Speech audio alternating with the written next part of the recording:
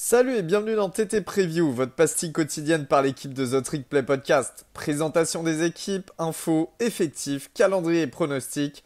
On peut le dire, we're back!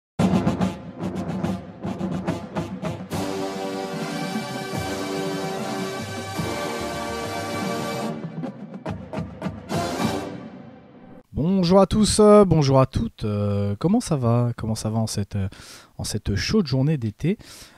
Écoutez, moi ça va très bien et on se retrouve aujourd'hui pour une nouvelle pastille de TT Preview. Et pour aujourd'hui, une fois de plus, je suis seul parce que, écoutez, que voulez-vous, c'est les vacances, mais des gens travaillent, c'est comme ça, c'est la vie. Des gens sont pris, des gens ont des choses à faire et c'est tout à fait normal. Aujourd'hui, on se retrouve donc pour un gros morceau, une nouvelle équipe de sec, puisqu'on va parler de Texas A&M, les Aggies aujourd'hui, les Aggies qui ont connu une intersaison un petit peu mouvementée pour quelques petites raisons qu'on va développer aujourd'hui dans cette petite pastille. Alors pour commencer, les Aggies, qu'est-ce que ça dit cette saison 2021? Ça dit une saison une saison plutôt bonne, mais toujours pas dans le top de la conférence. On se retrouve avec une fiche de 8-4, avec notamment un petit 4-4 en sec, et surtout une triste 5e place en SEC West. Donc du coup, TAMU a dû refuser son invitation au Gator Bowl face à Wake Forest parce que malheureusement, pas assez de joueurs dispo à cause d'une explosion de cas de Covid au sein de la fac. Et aussi de petites blessures ça et là qui sont venues entacher un petit peu la saison de Texas A&M, des saisons assez graves. On parle de blessures qui mettent fin à la saison des joueurs. Donc forcément, du coup, pas assez de joueurs pour les Aggies pour cette invitation au Gator Bowl. Pour ce qui est du moment fort de la saison de Texas A&M, on est obligé de revenir sur la performance assez folle de Zach Calzada qui sort littéralement un match héroïque face à Alabama pour une victoire 41-38, en sachant que Zach Calzada s'était fait bencher en début de saison par le quarterback qui devrait revenir cette année, Haynes King. Donc quarterback remplaçant Zach Calzada qui prend le lead et qui nous sort vraiment un match complètement fou. Quand on sait l'importance que ça a en sec de battre Alabama, on sait que là, c'est vraiment le moment fort de la saison pour les Aggies.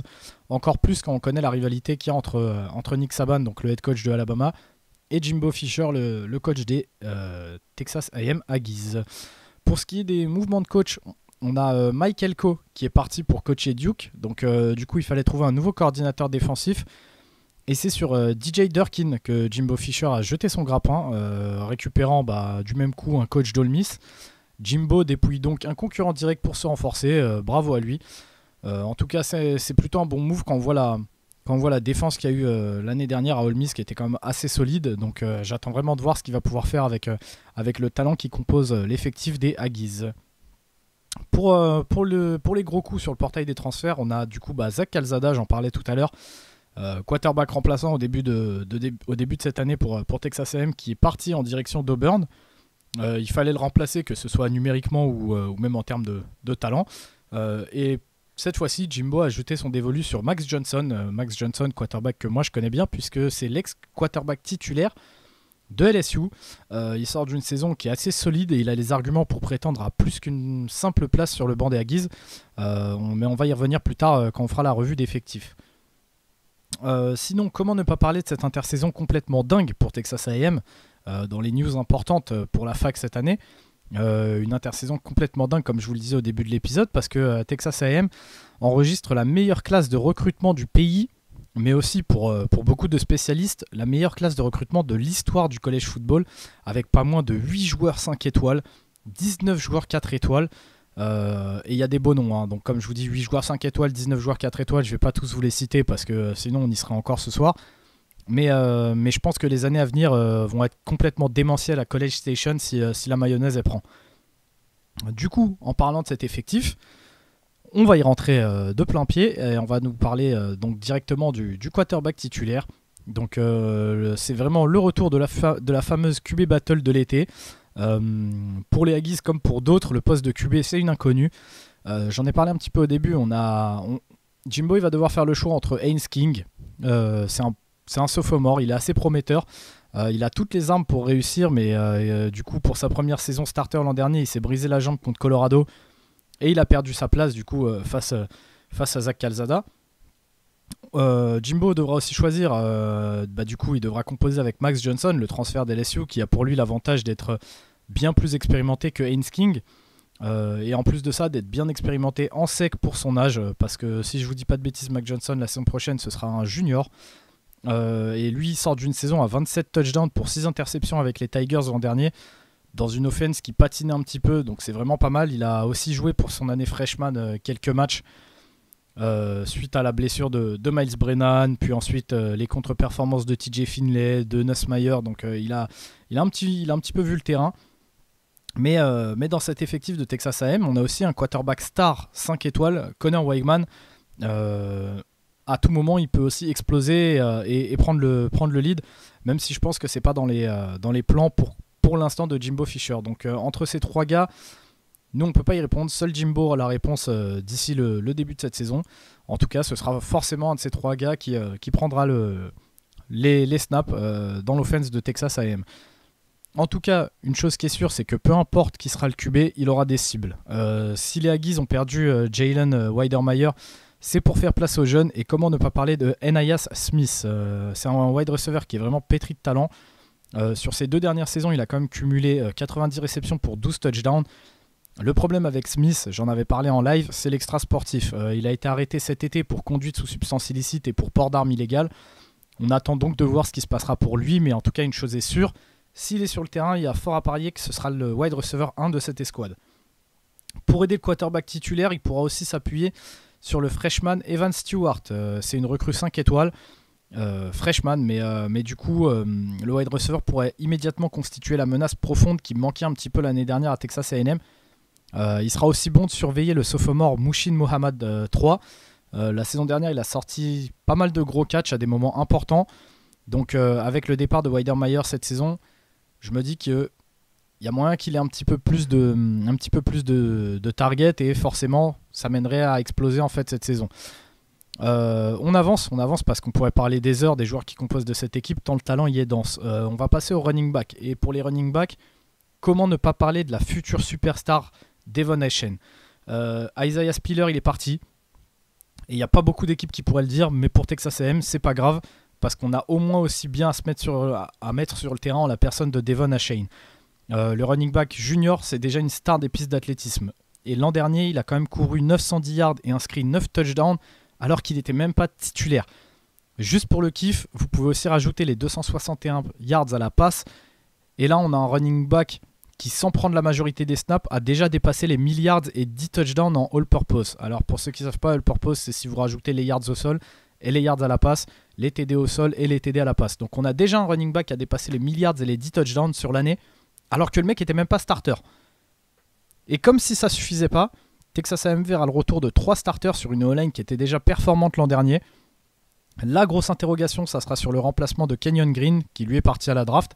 Mais on a déjà un petit gars en interne qui s'appelle Aki Ogunbiyi. Il a d'ores et déjà la carrure pour remplacer Kenyon Green, à condition que les blessures le laissent un petit peu tranquille. À côté de ça, on a aussi la défense. Et pour la défense, préparez-vous à avoir de la jeunesse sur le terrain. Beaucoup de joueurs sont partis en NFL. Et avec un recrutement all-time, autant piocher dedans. Je vais essayer de ne pas vous matraquer de nom, mais il risque d'y avoir un sacré turnover en 10 cette saison pour TMU. Pour la D-line, déjà c'est simple, on a 3 gars sur 4 qui ont été draftés ou undrafted, mais qui sont en tout cas partis en NFL. On aura droit au retour du monstre McKinley Jackson au centre de la ligne, qui aura la lourde tâche de ralentir les courses adverses. Sur l'edge, on devrait avoir apparaître le nom de Shemar Stewart. Le sophomore, il a tout pour plaire au staff de Texas A&M. Vous vous souvenez un petit peu de Michael Clemons qui est parti à la draft? Bah voilà, c'est en gros ça. Il est grand, costaud, rapide, et quand on le regarde, il a franchement l'air de pas savoir écrire son prénom. Et ça, moi vous savez, ça me fait taper des barres, surtout avec les joueurs de Texas A&M. Pour le reste, on a un quintet de joueurs freshmen qui devraient venir gratter des snaps ça et là. Donc en tout cas, ce qui est sûr, c'est que vous verrez McKinley Jackson, vous verrez Shemar Stewart, et pour le reste, ça risque d'être des petites surprises, des petits noms que vous allez découvrir au fil des matchs. Pour le secondary, DJ Durkin aura un problème de riche en la personne de Antonio Johnson. Le joueur, il a été impérial au poste de nickel. Le problème, c'est qu'avec le départ de Leon O'Neal qui est parti en NFL, on a un trou au poste de safety à combler. Alors qu'est-ce qu'on va faire? Est-ce qu'on va faire passer Antonio Johnson en safety? Est-ce qu'on va le garder en nickel? On ne sait pas trop. Mais là encore, les freshmen, ils pourraient glisser de temps en temps sur le terrain parce que comment tu peux te passer du talent d'un mec comme Denver Harris ou encore de Smoke Boogie? Moi, j'en sais rien. En tout cas, une chose est sûre, les trois postes qui ne sont déjà plus à pourvoir dans le secondary, c'est Demani Richardson en safety et ensuite Jalen Jones et Tyreek Chappell au poste de cornerback. Ajoutez à ça Antonio Johnson, comme je vous ai dit, vous pouvez l'ajouter au mix, que ce soit en nickelback, en corner, en safety, et vous n'avez plus beaucoup de place en fait dans ce secondary. Autrement dit, cette escouade devrait cette saison encore faire mal, à raison d'une inconnue. Faudra trouver en fait qui va remplacer Léon O'Neal.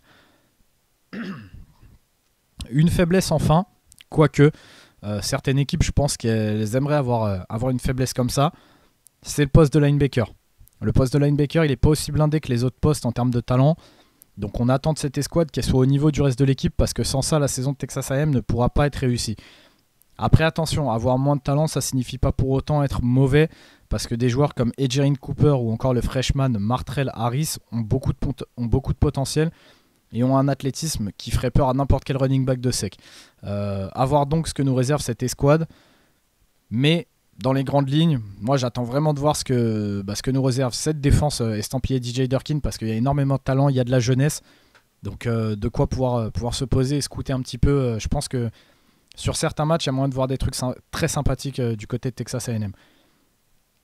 Pour le calendrier de Texas A&M pour la saison 2022, ça commence assez tranquillement. Puisqu'ils vont recevoir coup sur coup Sam Houston State, Appalachian State et Miami. Ensuite, ça va aller se déplacer en terrain neutre, entre guillemets. Je fais des gros guillemets avec mes doigts. Ça va aller se déplacer en terrain neutre pour affronter donc Arkansas, mais le terrain neutre, il se trouve à Arlington, au Texas. On adore. Ensuite, ça va se déplacer à Mississippi State, ça va se déplacer à Alabama.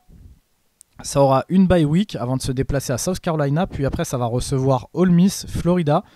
Ça va aller se déplacer à Auburn.